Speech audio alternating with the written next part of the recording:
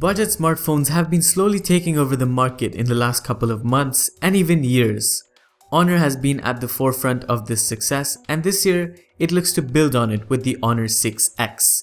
The Honor 6X sports a premium metallic build, essentials like the quick and reliable fingerprint sensor, offline FM radio support, a dual SIM or microSD hybrid slot, and the bonus dual camera, all in a very affordable price point. So let's start off with what you see most on a smartphone these days. Over on the front, you've got the large 5.5-inch Full HD display with a pre-installed screen protector. I think this is a good move on Honor's part to ensure the additional protection. Personally, the viewing angles on the display were excellent, and it even fared well under the harsh sunlight of Dubai, which you'll see throughout the video, although there was a slight yellowish tinge to anything that you saw on the display. But this slight shortcoming is by no means a deal breaker, and the display is more than enough for the casual video watching or even movie watching, and sound output is good from the mono speaker at the bottom. Now, I don't really mind the single speaker, especially at this price point, but I do want to say that it was easily muffled when I used the phone in landscape mode. Speaking of use, I used this phone for the past couple of days as my daily driver, and my experience with it has been excellent. It can manage my day-to-day tasks well, and browsing the web is also good, with occasional stutters, but that is expected.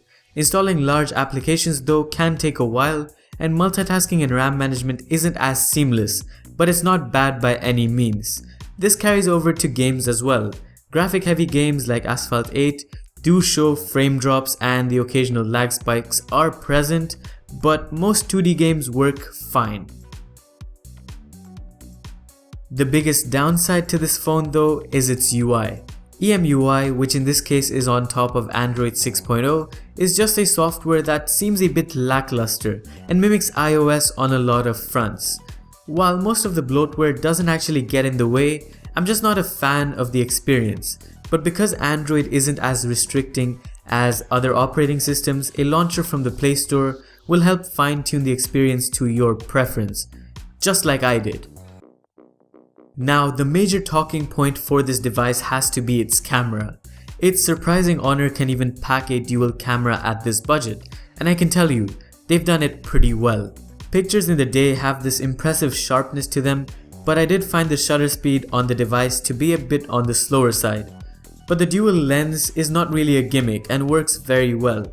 I especially like the feature where you can change the focus of a picture once it's been taken, and the shallow depth of field is very impressive. Pictures at night are really not that bad as well, but there is the obvious noise as well as the overexposure of lights, but that's what you get with pretty much every single smartphone camera. Video on the other hand is a bit lacking and doesn't come out as smooth as one would expect, but again, it's more than enough for the casual user. On the front, selfies were a bit of a hit or a miss, but I enjoyed using the phone for Snapchat. Some of the pictures that I took came out better than others, and the same story carries over at night. I suggest you come to a complete halt before taking a selfie if you want the perfect one, because if you're taking a selfie on the go, it's probably not gonna end up very well. But even more impressive than the actual camera of the device is its battery. The 3340 mAh battery is not for show. It's a huge sell, and Honor have done well to pack it in such a budget device.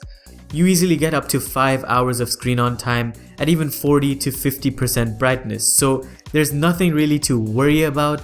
But the one thing that is amiss is the fact that the phone doesn't have any sort of quick charging, so I guess that's the drawback. But that pretty much rounds up this one. The Honor 6X is truly a budget beast. It shows clinks in performance from time to time, and its speakers aren't the best. But with so many things going for it, you can't put a step wrong, especially at this price point. All I can say is that it's been an honor. Check out my full review from the description down below, and thanks for watching. I'll see you in the next one. Adios.